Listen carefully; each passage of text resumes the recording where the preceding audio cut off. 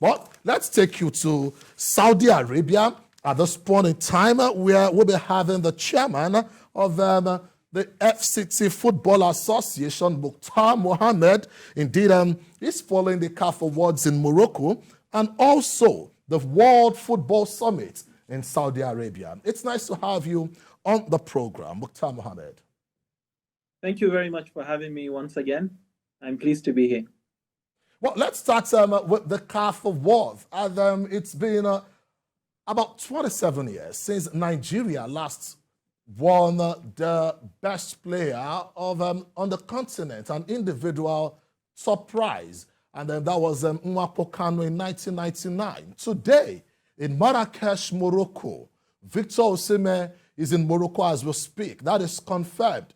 And he would be facing the likes of Mohamed Salah, who is doing very well for Liverpool as far as the top prize is concerned. Let's take a look at the last 12 months. Who should be crowned the best player on the continent? Yes, it's we're all tense. We're hoping and praying that Victor snatches it. There's a lot of anticipation. So thankfully he's there, and Nigeria deserves to win it. Victor deserves to win it. This is an award that started in 1992, and I think Nigeria has won it maybe 5 times previously, but we haven't won it in a long time. And Victor has done enough on the club level to win a lot of laurels for Napoli.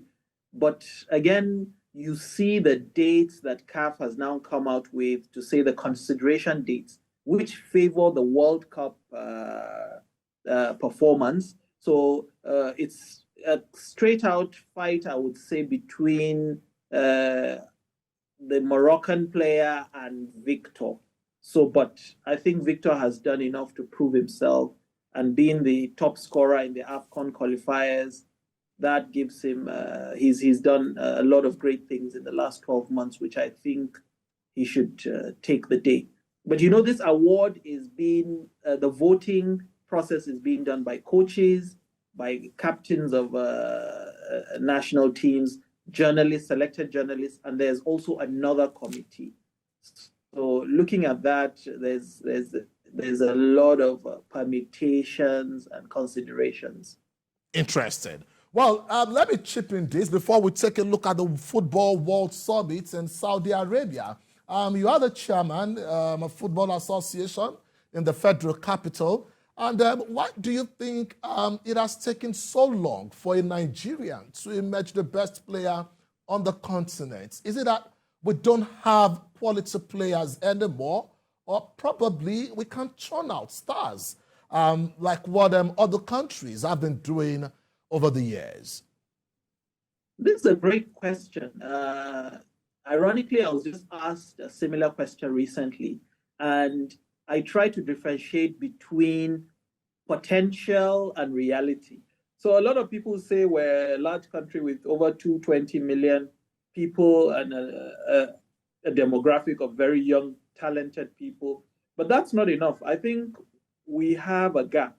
And the gap is we don't have centers of excellence, like how the likes of Egypt, Morocco have, whereby you would see a clear correlation between those world-class centers that train talents to emerge. It's like an education, it's a process. I give an analogy that it's like trying to train a doctor. He needs to go through that primary school, secondary school, university, the housemanship before he qualifies as a certified doctor. With football players, it's the same. So it's a bit of hit and miss. We're trying to find accidental talents. We need to be more deliberate, I think. Interesting. Accidental talents. We need to be deliberate about our plans. Well, you are in Saudi Arabia, and the interesting thing is the fact that Asia is somehow dominating sport in recent years.